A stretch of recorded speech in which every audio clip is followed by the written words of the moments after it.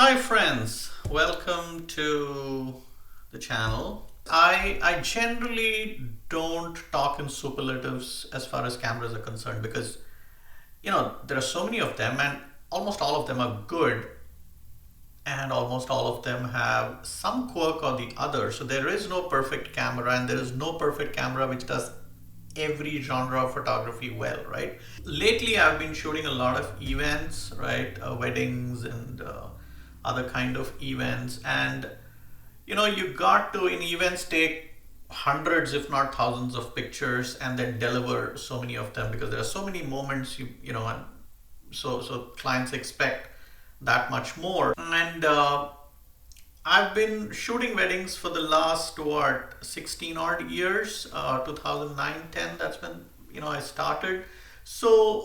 So every camera that I used, and I started with like a 5D Mark II, 5D Mark III, and then I had a 1D Mark IV, and then I gave up DSLRs, came to the Sony series, A7R, A7R II, and then moved to some Fuji's. I've even used a 100 megapixel Fuji GFX 100 Mark II, and all those cameras left something to be desired. So, have I really hit upon the ultimate camera to shoot events? I probably have, and I'm sure things will get better from here and there will be better cameras that will come. But as of now, I just completely am in love with this guy. Yes, this is the Sony A9III, and I've shot more than 10,000. I think it's more like 13, 14,000, but to be safe, I'll say I've shot more than 10,000 frames easily. And I'll tell you why I love this camera for events. To start with, it's a 24 MP sensor. Now, isn't it always good to have higher megapixels? You can crop and do all of that. Yes, of course. But I think 24 is a sweet spot for events, right? Like I said, I've even attempted shooting events with a Hasselblad X1D Mark II or a Fuji GFX 100 II, and I'll tell you, it's a nightmare editing hundreds of 100 megapixel images which run into at least 200 MB a file, and then you stack layers or you want to edit 10 or 20 in one go. That's just not going to happen. I mean, the amount of firepower you need in terms of processing power is just crazy. And that investment is a whole different dinosaur we're talking about. So that is tough. So as far as events are concerned, and for portrait, I understand. I did studio portraits with a 100 MP camera, and that was good. But even then, even if I was just editing 3 or 4 or 10 or 15, that used to take time because the moment you start stacking layers, it really starts consuming a lot of power, and your RAM and your system and your processor are just not able to keep up. To the extent that I actually sold my GFX 100 II, and I have a 50 MP more manageable and a Canon 45 MP camera. But then this is my go-to. The Sony A9III is my go-to for events. So one is the 24 MP sensor. It's fantastic. It's a sweet spot for events. So even if I'm shooting thousands of images and then editing 40, 50 in one go, my system is not crying. Now, there's been a lot of talk about dynamic range, and because of the global shutter, dynamic range is less and all that. Let me tell you this.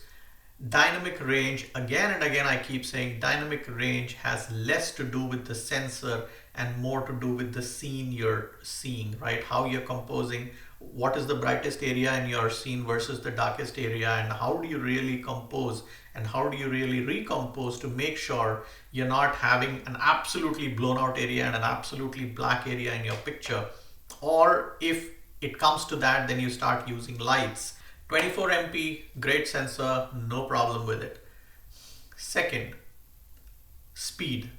Oh my God, this is just phenomenal, right?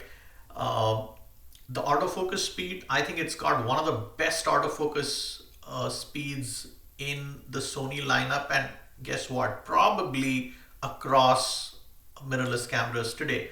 Now I also have the Canon R5 Mark II, and that also is very good. But I just think the Sony A9 III inches it a little bit in terms of focusing speed. I mean, it is just absolutely instantaneous.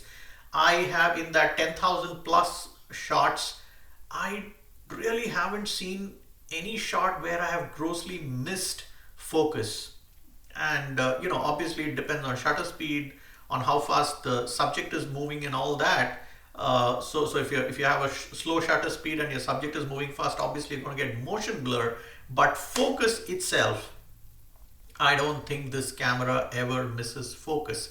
Now I put it on wide in the focusing modes, and then I put it on human detect because that's what I'm shooting mostly during events, and it just latches on. It just sees. Now if at all I have to really nitpick, it tends to pick people in the center when it's on wide, rather than you might want somebody in the side. It might not.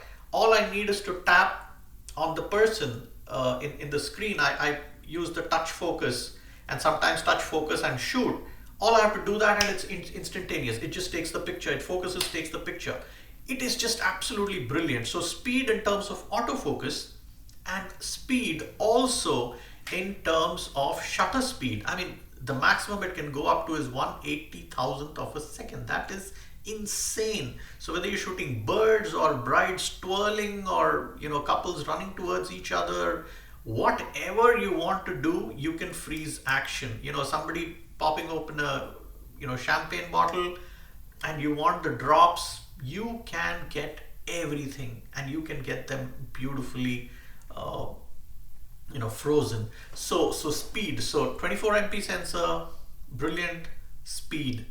And then let's come to one of the biggest things that I absolutely love, and I don't like HSS, right? It causes unnecessary trouble in terms of the power going down the moment the flash, the strobe kicks into HSS, right? Because in HSS mode, it's actually emitting very small pops, and the moment the duration goes down, the power goes down. So that's a problem.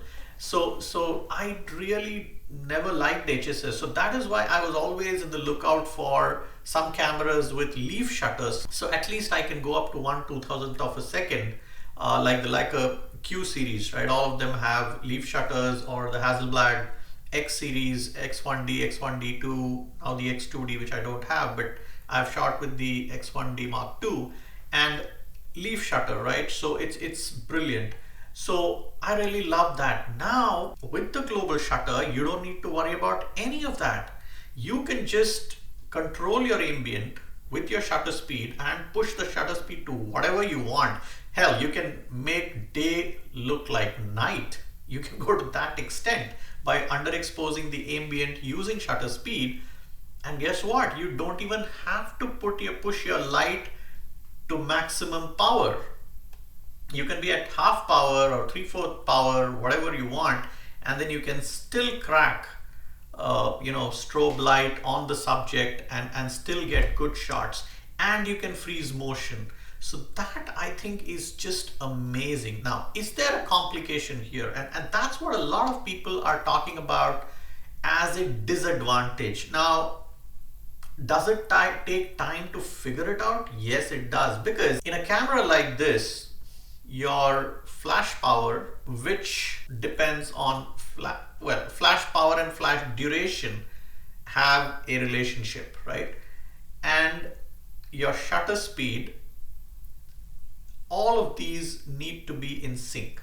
Now, for them to be in sync, there is something called flash timing in the camera, which you have to adjust. Now, that is where the complication comes in. All it takes is probably a day for you to kind of make a chart saying, if my flash is at different power ratings and if I'm using different shutter speeds, what really goes on with my flash timing? Where should ideally my flash timing be? Now, Westcott, which is what I use, somebody actually already did this, and there is a chart which you can use as a ready reckoner to make sure you are at least very close to the flash timing within the camera at a certain power of flash, and a certain shutter speed. So this is the way to go about it. So first you decide how much of ambient light you need, and then you dial in your shutter speed and your ISO and your aperture. It's all dialed in. So now the camera is set. Then get the strobe and decide whether you want to go full power, whether you want to go half power, 3/4 power. Once you decide that, based on this configuration, you go back to your camera and set your flash timing. So it does sound complicated, but I think once you're in the field and once you've figured this out, once you've done a few shoots, I think it's no concern at all. So again, in events, even if your ambient is very brightly lit, but you want to give a bit of a moody kind of feel, you can control that, and you don't have to worry about HSS. You don't have to worry about flash power going down due to HSS and all of that. And what do I pair my A9III with? And the new breed of lenses, oh my God, they are so phenomenal. So this one is the latest, the 2870 f2. Now, I had a bit of a problem when I got it because Photoshop still didn't have the profile of this lens, and this lens does have curvature distortion. So I had to manually correct that or put a different lenses profile and then manually do a little bit of adjustment. But I think yesterday or day before, I saw there was an update to Photoshop and now it has it. So with that, this lens just performs phenomenally well. So I pair it with the 1224 ultra wide or the 2870 f2 or the 7200. So I'm kind of covered, and for primes I have my Canon system. So all in all, I'm absolutely enjoying this camera. Now I know a lot of people feel, hell, $6,000 odd for a camera, but the advantage it is giving you, and if you can actually elicit all the advantages, if you can really squeeze out all the advantages this camera can give you, I think you can be ultra creative, and that creativity is what you need to be able to sell and actually recover the cost of the camera. I mean, imagine if you want to underexpose your ambient and then you want a lot of power and you want to shoot at higher shutter speed, how many strobes you'd need, right? That cost of strobes, I mean, and God help if you're using Pro Photos, that's insane, right? So you'll be broke like in a couple of days buying Pro Photos. So that's really important to consider when you think of the cost of this camera. So that was my thought on the A9III. I'm really enjoying it. I don't think there's any camera where I have shot in such a short duration. I got it like 3 or 4 months back, or maybe 5 months back. And I've shot, like I said, more than 10,000. I don't think I've ever done that with any camera in my life. I have multiple cameras, so I keep switching cameras for shoots, but this is one camera, especially at events, like I told you, I just love it. In my hand, and this 2870 is much lighter than the Canon 2870, which I used a couple of times, and thank God I didn't buy it because it's just a monster of a lens. Now this also is big. Its filter size is 86, but I think it does a very, very good job, and it doesn't feel too cumbersome. Yes, it does get heavy beyond a point, but I think it's still manageable. So that was my thoughts about the A9III camera. Let me know, and this is after experiencing it for months together, shooting, like I said, more than 10,000 pictures. I just love it, and I think this is going to stay. What do you think? Have you used the A9III? And if you have any questions about the A9III, shoot me a comment and I'll try to answer to the best of my ability. But do subscribe to the channel, and I talk a lot about film photography, about strobes, lighting, about mirrorless cameras, about techniques. So yeah, so just help me grow the channel, and see you soon.